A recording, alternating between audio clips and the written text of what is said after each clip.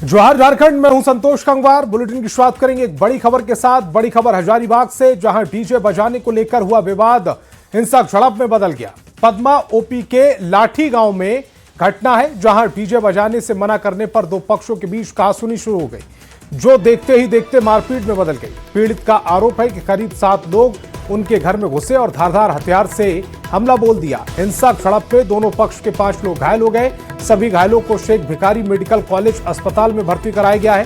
पीड़ितों ने दोषियों की जल्द गिरफ्तारी और कड़ी कार्रवाई की मांग की है। तस्वीर इस समय आपकी टेलीविजन स्क्रीन पर है। ये डीजे को बजाने को लेकर दो पक्षों में विवाद जिसमें हिंसक रूप ले लिया और उसके बाद की स्थिति क्या बनी कि लाठी डंडे चले और इतने लोग इस समय आपको अस्पताल के अंदर की तस्वीर दिख रही है। ये सभी लोग घायल हो गए। 5 लोगों के घायल होने की खबर है। एसपीएमसीएच में सभी को भर्ती कराया गया है, जहां इनका इलाज जारी है। फिलहाल पुलिस दोषियों पर कार्रवाई की तैयारी कर रही है। कल वो था से बगझक किया। अब बगझक करने के बाद ये लोग झगड़ा झंझट किया, मारा धारा पकड़ी। हम तो घर में थे और घर में अचानक उन लोग आया, मेरा घर हमरा पर वार कर दिया। मनोहर राजेश ओझा मारा है तलवार से और मनोहर ओझा मारा है फरसा से। जो ये था एक हाथ से रोका और ये दूसरे हाथ से हम लगने के बाद मेरा हड्डी उड्डी पूरा कट गया। अगर हम हाथ से नहीं रोकते तो फिर मेरा कहानी खत्म था, हम मर जाते।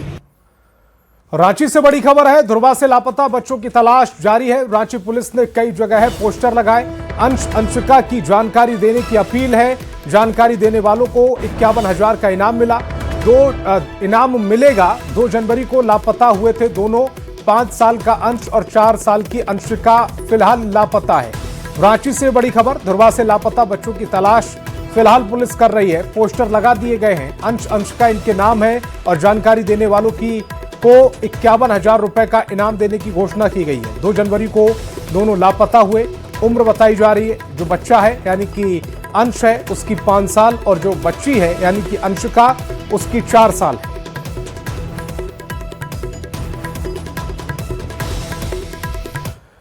और खबर धनबाद से, जहां जेएलकेएम ने अनिश्चितकालीन धरना शुरू कर दिया है। बीसीसीएल ब्लॉक 2 अंतर्गत संचालित मधुबन कोल बाशरी से कोयला डिस्पैच, ट्रांसपोर्टिंग, नियोजन और प्रदूषण नियंत्रक की मांग को लेकर धरना है, जिसमें डुमरी विधायक जयराम महतो भी शामिल हुए।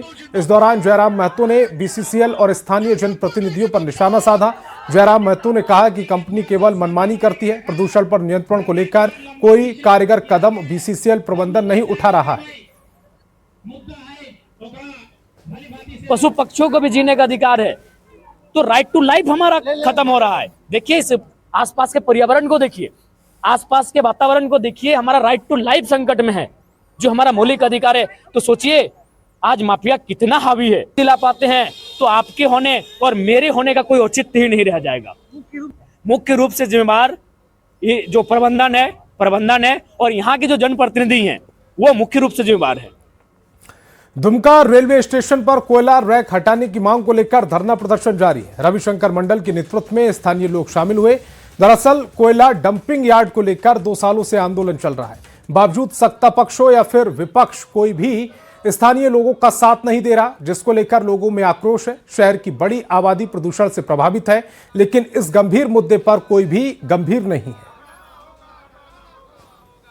जब 2021 से जब यहाँ रेलवे स्टेशन में कोयला रैक के लिए जब यार्ड बन रहा था, तभी से हम लोग लगे हुए हैं। एनजीटी में केस भी किए हैं। दुमका रेलवे स्टेशन से कोयला रैक को हटा के जितना जल्द से जल्द हो दूसरे जगह शिफ्ट किया जाए। कोयला डंपिंग यार्ड को यहाँ से स्थानांतरित किया जाए। सरकार या शासन या प्रशासन के लिए हम लोगों के अंदर यह भावना नहीं है कि आपको आर्थिक हानि हो। यही तो समस्या है जो हम लोग सालों से दे रहे हैं। मतलब इस समय का कोई लिमिट ही नहीं है, लिमिट क्रॉस होते जा रहा है। लेकिन सरकार को इस चीज़ से कोई लेना देना नहीं है। और एक तो रेलवे पुलिस की बर्बरता जो हम लोग अपने आंखों के सामने देख चुके हैं, इस सब चीज़ से कोई लेना देना नहीं है। झारखंड के पूर्व मंत्री योगेंद्र साव और कांग्रेस की राष्ट्रीय सचिव अंबा प्रसाद को झारखंड सरकार पर भरोसा नहीं है। पिछले दिनों केरेडारी में झारखंड के पूर्व मंत्री योगेंद्र साव को धरना स्थल से हटा देने का मामला तूल पकड़ता जा रहा है। पूर्व विधायक अंबा प्रसाद ने कहा कि सरकार से लड़ाई है और जनता के प्रति उनकी जिम्मेदारी है। अंबा प्रसाद ने कहा कि विस्थापितों को मुआवजा नहीं मिल रहा है और विस्थापितों के लिए अगर मरना भी पड़े तो तैयार है। टारगेट करने का कोशिश कर रहे हैं, दिखाना दिया हुआ था कि वहाँ पे जनता को सड़क पर आना होगा। बिरसा मुंडा और विश्व गुरु शिबू सोरेन, विनोद बिहारी महतो के विचारधारा को आगे बढ़ाने के लिए फिर से तीर कमान उठाना पड़ेगा, तभी बचेगा क्षेत्र। उसको जब मर्जी करता है सिक्योरिटी, जब मर्जी करता है नहीं देता है। तो इन लोग हमको हत्या भी करवा सकता है, हम लोग को इन लोग जो है सो जेल भी भेज सकता है, केस भी कर सकता है, कुछ भी कर सकता है। इस सरकार से मेरी लड़ाई बस इतनी है कि मेरी जनता के प्रति मेरी जवाबदेही है और मैं बस आप लोगों के माध्यम से उनका आँख खोलना चाहती हूँ अपने लोगों के प्रति, विस्थापितों के प्रति। और ये जो सही कानून जो खुद डीसी कमिश्नर ने रिकमेंड किया है कि 2013 यहाँ पे लागू होना चाहिए, तो ये कोई भी कानून नहीं पालन हो रहा है यहाँ पे। हजारीबाग में जेएमएम की वर्तमान जिला कमेटी ने पार्टी के पूर्व जिला अध्यक्ष शंभूलाल यादव के खिलाफ मोर्चा खोल दिया। इस संबंध में जिला स्तर पर एक विशेष बैठक आयोजित की गई। वर्तमान जिला कमेटी का आरोप है कि शंभूलाल यादव को करीब 2 साल पहले एक महिला से जुड़े मामले में पार्टी ने निष्कासित कर दिया था, जिसके बावजूद वे अभी भी जेएमएम के नाम और पूर्व जिला अध्यक्ष पद का इस्तेमाल कर रहे हैं। इस तरह की गतिविधियों से पार्टी की छवि धूमिल हो रही है। वहीं इस पूरे मामले पर शंभूलाल यादव ने आरोपों को पूरी तरह से बेबुनियाद बताया है।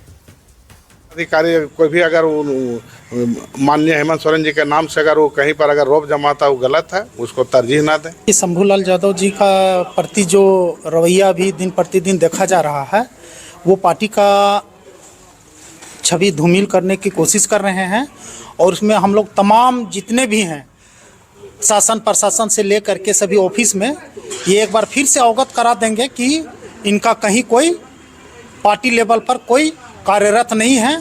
जो और आज वो अपने गलत तरीके से लेटर पैड पूर्व को लिखकर यूज कर रहे हैं। किन्हीं भी विभागों में यदि यूज करते हैं, उनकी बातों को अनदेखा किया जाए और उनका ऐसा करने से, ऐसा आचरण करने से पार्टी की छवि को धूमिल पहुंच रही है। हजारीबाग से बड़ी खबर है। शीतलहरी को लेकर स्कूल बंद करने का ऐलान हुआ है। 5 और 6 जनवरी को सभी स्कूल स्थगित कर दिए गए। केजी से 12वीं तक की कक्षाएं स्थगित रहेंगी। सरकारी और निजी स्कूलों पर यह आदेश जारी किया गया है। 10 बजे के बाद 10वीं और 12वीं की प्री बोर्ड सेहत को लेकर यह सतर्क रहने की भी अपील की गई है। हजारीबाग से बड़ी खबर। शीतलहरी को लेकर 5 और 6 जनवरी तक सभी कक्षाओं को स्थगित कर दिया गया। केजी से 12वीं तक की जो स्कूल है वो बंद रहेंगे। सरकारी और निजी स्कूल बंद रखने का आदेश जारी किया गया है। 10 बजे के बाद 10वीं और 12वीं की प्री बोर्ड की जो परीक्षाएं हैं वो संपन्न हो सकती हैं। सेहत को लेकर सतर्क रहने की भी अपील की गई है।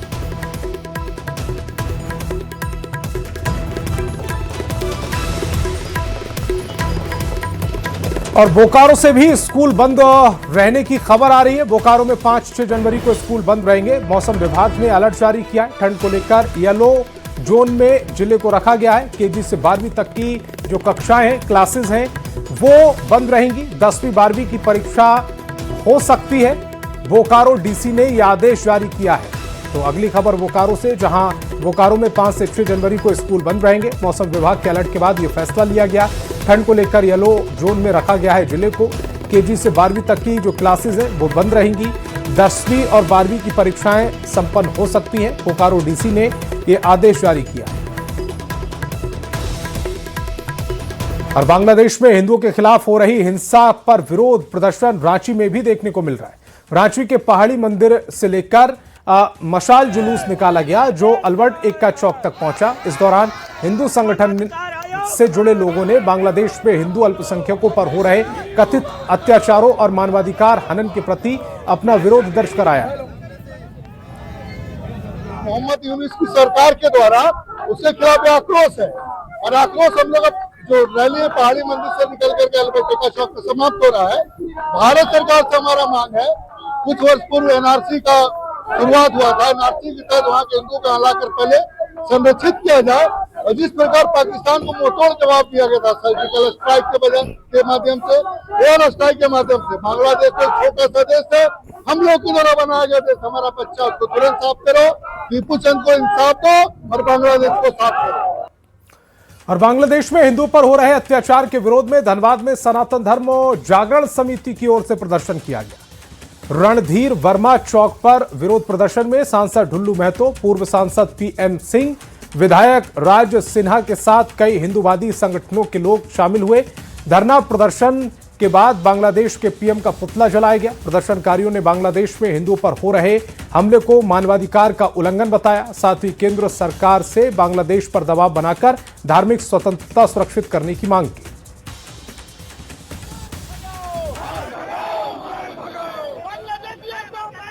इसके लिए फिर से हम लोग रणनीति तय कर रहे हैं और पूरे भारतवर्ष में नहीं, पूरे विश्व में सारे हिंदू संगठन के लोग एक होकर उसकी कड़ी से कड़ी जवाब दी जाएगी और उसका कड़ा विरोध किया जाएगा। अगर इस तरह का अन्याय अत्याचार किया, अगर हम लोगों को भारत से भी अगर हम लोग बांग्लादेश जाना पड़े तो हम लोग जाएंगे। हिंदुओं की हत्या हो रही है,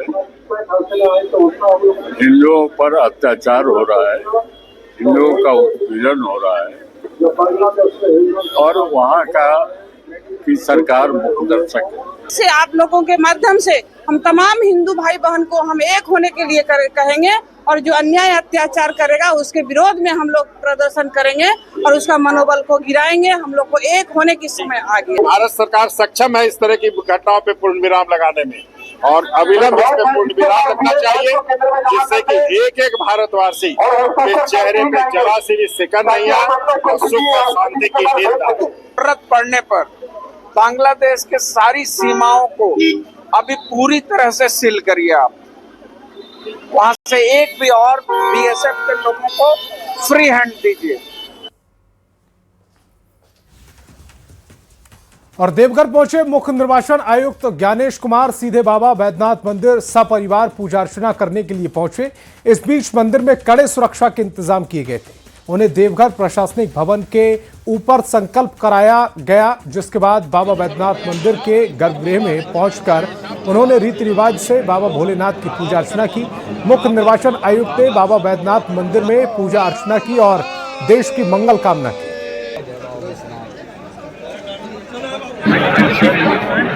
सबकी तरफ से जोहार। बाबा बैद्यनाथ जी के बुलावे पर झारखंड की मंगल कामना करने के लिए और पूरे भारतवर्ष के लिए मंगल कामना करने के लिए हमने यहाँ पर पूजा की और बाबा बैद्यनाथ का आशीर्वाद प्राप्त किया। झारखंड के सभी भाई बहनों को एक बार फिर हार्दिक अभिनंदन, सादर नमस्कार, जय भारत, जय हिंद। और देवघर पहुंचे मुख्य निर्वाचन आयुक्त ज्ञानेश कुमार एम्स पहुंचे। उन्हें एम्स का निरीक्षण किया और यहां की संरचना देखकर खुशी जताई। उन्होंने एम्स के डॉक्टर और मेडिकल स्टाफ के साथ बैठक की और उम्मीद जताई कि देवघर का एम्स लोगों को अच्छी चिकित्सा व्यवस्था प्रदान करेगा। उन्होंने यहां मरीजों को विश्व स्तरीय इलाज की उम्मीद जताई। All India institute of medical sciences की संरचना को देखकर और डायरेक्टर साहब के साथ और यहाँ के डॉक्टर्स और मेडिकल प्रोफेशन के सभी लोगों के साथ वार्ता भी की और यहाँ की फैसिलिटीज को देखा। बहुत ही गर्व की अनुभूति हो रही है। खबर लोहरदगा से, जहां फर्जी प्लेसमेंट एजेंसी के जरिए नौकरी दिलाने के नाम पर युवकों से लाखों की ठगी का मामला सामने आया। पीड़ितों ने थाने में पहुंचकर इंसाफ की गुहार लगाई। पीड़ितों की माने तो JKA2Z सॉल्यूशन प्लेसमेंट एजेंसी ने कई पद पर नौकरी का झांसा दिया था। झांसे में आकर 25 से अधिक युवक युवतियों ने नौकरी के लिए 1,30,000 से लेकर 2.5 लाख तक कैश और ऑनलाइन भुगतान किया था। फॉर्म भराने के बाद उन्हें 2 जनवरी को एकलव्य मॉडल स्कूल में योगदान की बात कही। ऑफर लेटर भी थमाया गया, जिसके बाद शातिर जय किशन सिंह ऑफिस में ताला बंद कर फरार हो गया।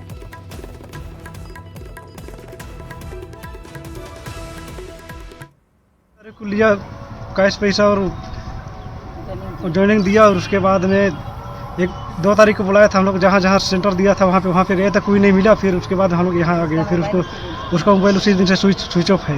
लगभग 20-25 लोग हैं उसमें पद के आधार पर लिए हैं पैसे। कितना 1.5 लाख, 2.5 लाख, 2 लाख जैसे पद है उसी के अनुसार। अब आप लोग क्या कर रहे हैं इसमें कार्रवाई करने के लिए प्रशासन से गुहार लगे। रांची के मछली घर में 8 दिवसीय रिलायंस कार्निवाल का समापन हो गया। समापन समारोह कार्यक्रम के मुख्य अतिथि के रूप में राज्यसभा सांसद डॉक्टर प्रदीप वर्मा मौजूद रहे।